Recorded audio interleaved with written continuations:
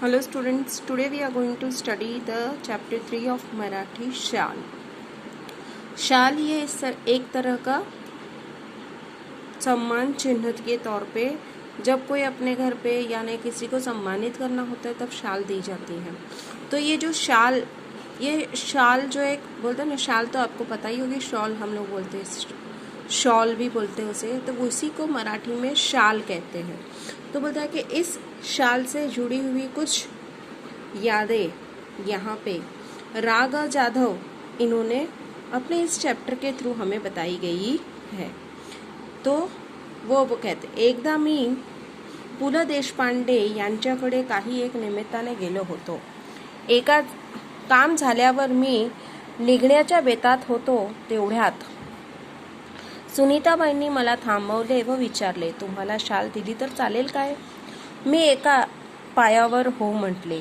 पु ल व सुनीताबाई यांनी मला शाल द्यावी हा मला मोठा गौरव वाटला। ती शाल मी माझ्या खोलीतल्या सुटकेसमध्ये ठेवून दिली, वापरली मात्र कधीच नहीं।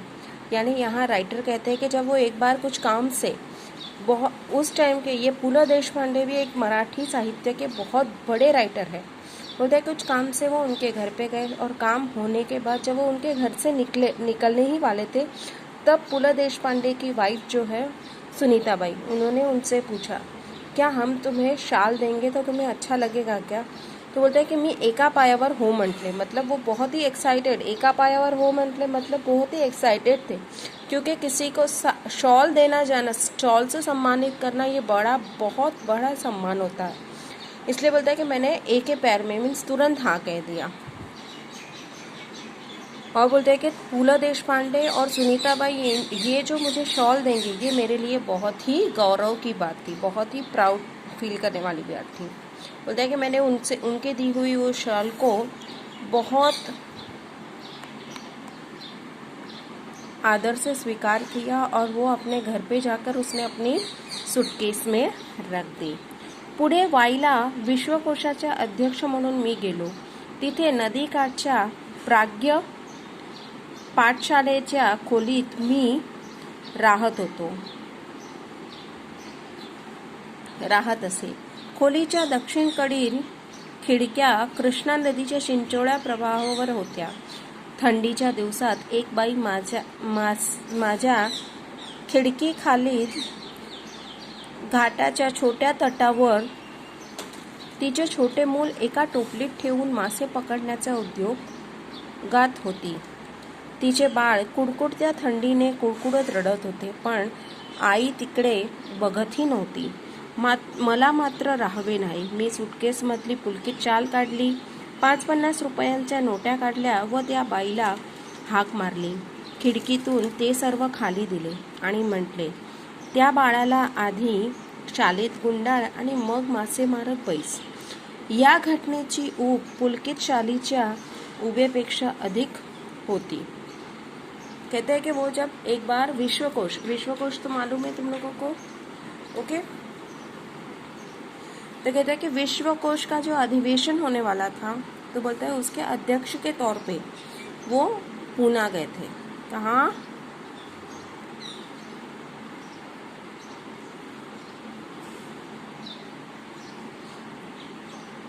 और वहाँ पे वो नदी किनारे पे बसने वाली एक पाठशाला जैसा होते ना रहने के लिए, वहाँ पे वो रुके थे।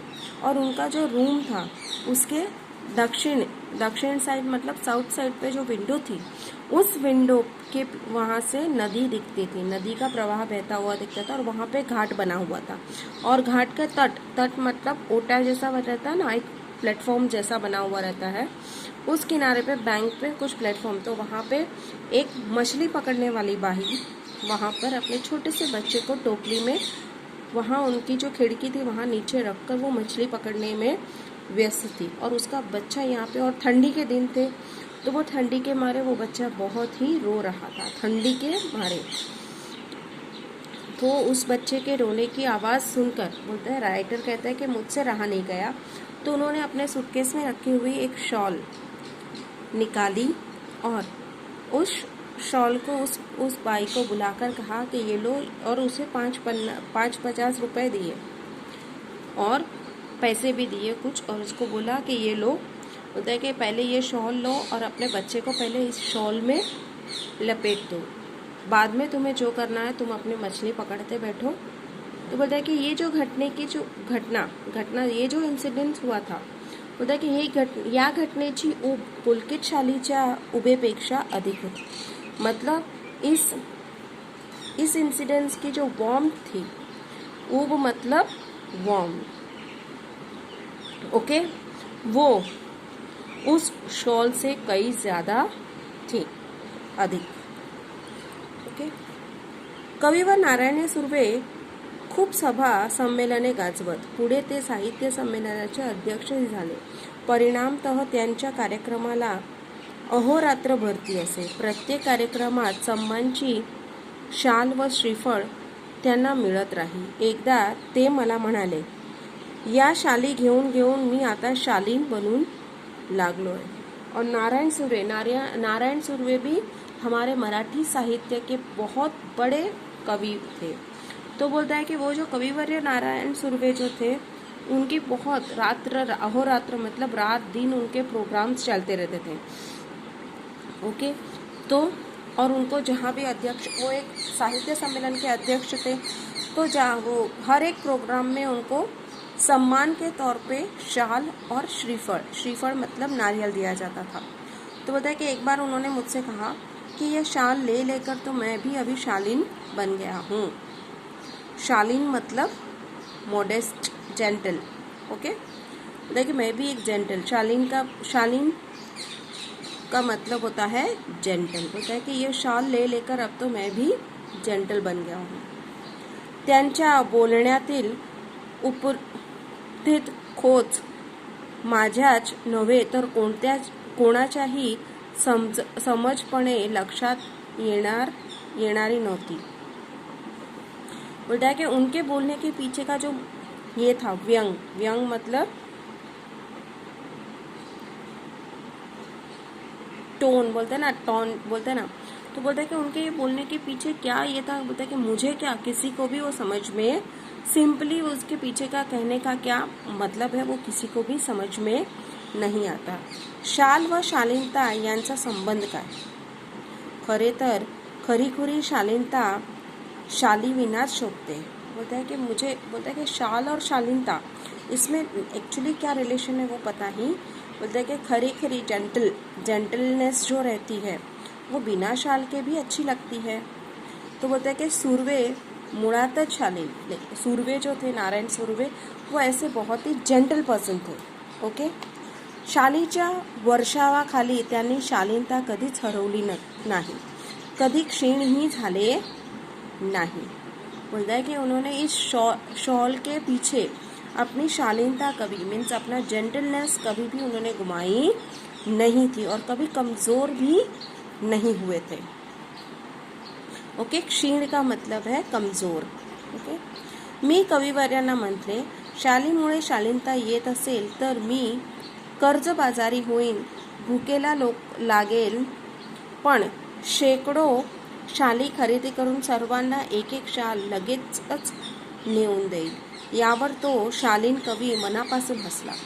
अब जब कविवर्य ने बोला कि शाल ले लेकर मैं यानी मैं शालीन हो गया हूँ, तो उस पर राघव जाधव ने उनसे कहा कि अगर शाल देने से अगर कोई पर्सन जेंटल बन जाता है तो मैं कर्जदारी होईल, मतलब मैं कर्जे से मेरे पास भले पैसे नहीं हो, मैं कर्जा करके शाल खरीदूंगा, भले भूखा रहूंगा, लेकिन सैकड़ों मतलब हजारों शाल खरीद कर मैं हर एक इंसान को दूंगा, ताकि अपने यहाँ पे जितने भी लोग हैं वो सब शालीन हो जाए।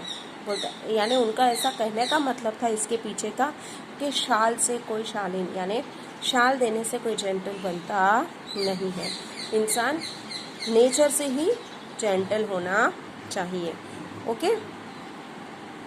बोलता है कि इनके ये कहने पर कविवर्य सुर्वे जी थे वो बहुत दिल से हंसे उनको इस बात से। शालेमुळे शालीनता येत की जाते, या प्रश्नांचे माझे उत्तर जाते असेच असते। सम्मान करण्याच्या रूपाने आपण खरे तर एक शालीन जग गुमावून बसण्याचा धोकाच मोठा आहे. तो उनका कहने का मतलब है कि शालीमुळे शालीनता येते की जाते. अगर कोई पूछेगा कि शाल देने से कोई इंसान का जेंटलनेस आती है कि जेंटलनेस जाती है, अगर कोई ये पूछेगा तो कहते हैं कि मेरा इसका आंसर होगा कि जाती है. मतलब जब कोई इंसान बहुत बड़ा बहुत कुछ पा लेता है तो उसमें थोड़ा सा घमंड आ जाता है, तो उसकी जेंटलनेस ख़त्म हो जाती है. तो कहते हैं कि शाल के वजह से हम बहुत बड़ा जेंटलनेस गुमा देते हैं. ओके, एक शालीन जग, एक जेंटल वर्ल्ड हम खो देते हैं. वो खो देने का हमें डर बना रहता है. मी 2004 साली मराठी साहित्य संमेलनाचा बिनविरोध अध्यक्ष झालो. तत्कालीन 1-2 वर्षात माझ्यावर शालीनचा वर्षाव झाला. और जब ये जो राघव जाधव जो है, ये एक इंसिडेंस ख़त्म हो गया. उसके बाद होता है कि राघव जाधव जो है वो 2004 में मराठी साहित्य सम्मेलन के अध्यक्ष बने. बिन विरोध मतलब नॉन अपोजिशन. ओके, तत्कालीन मीन्स तुरंत, तभी के, जब वो अध्यक्ष बने तभी के पहले के स्टार्टिंग के 1-2 साल में उनके ऊपर शालों की वर्षा होने लगा. मतलब बहुत, जहाँ जाते जो अध्यक्ष, यानी एक्चुअली अध्यक्ष रहते उनको बहुत सारे ऐसे प्रोग्राम्स में जाना पड़ता था. तो जो प्रोग्राम्स में जाते वहाँ उन्हें शाल मिलती. एवढ्या शाल जमून गेल्या की माझ्या 8 बाय 6च्या खोलीत त्यांना ठेवणेच शक्य नव्हते. मग मी सगळ्या शालींचे गाठोडे बांधून ते निकटवर्ती मित्रांकडे ठेवले व त्याला शाली वापरण्याचे वगैरे त्याला सर्वाधिकार दिले. तो कहता है कि इतनी शॉल जमा हो गई उनके पास उन 2 सालों में कि उनके जो 6 बाय 8 की छोटी सी रूम में वो शॉल रखना उनके लिए बहुत मुश्किल होने लगा. इसलिए उन्होंने एक गठरी बांधी इन सब शालों की, और वो गठरी लेकर जाकर उनके करीबी मित्र को, यानी करीबी फ्रेंड को दे दी. और उसको कहा कि इसमें से तुम जाओ, यानी उसको वो छूट भी दे दी कि तुम चाहो उतना इसको यूज़ कर सकते हो अपनी तरह से. उसकी बोलता है मेरी तरफ से छूट है, तुम्हें अगर चाहे तो तुम इसमें से शॉल यूज़ भी कर जाओ. बिचारा अति प्रामाणिक, त्याच्याही छोट्या खोलीत त्याने ते सांभाळले. बोलता है कि वो बहुत ही अच्छा था मेरा फ्रेंड, बहुत ही अति प्रामाणिक मतलब हॉनेस्ट, वेरी हॉनेस्ट पर्सन वो था. बोलता है कि उन्होंने उसके भी छोटा सा ही रूम था. तो बोलता है कि उतनी छोटी सी रूम में भी उसने मेरी इन शॉलों को संभाल के रखा. हळूहळू मी सगळ्या शाली वाटून टाकल्या गरीब श्रमिकांना. और बोलता है कि धीरे धीरे बाद में मैंने ये सब शॉल्स जो है वो गरीब मजदूरों को धीरे धीरे करके वो सब बांट दी.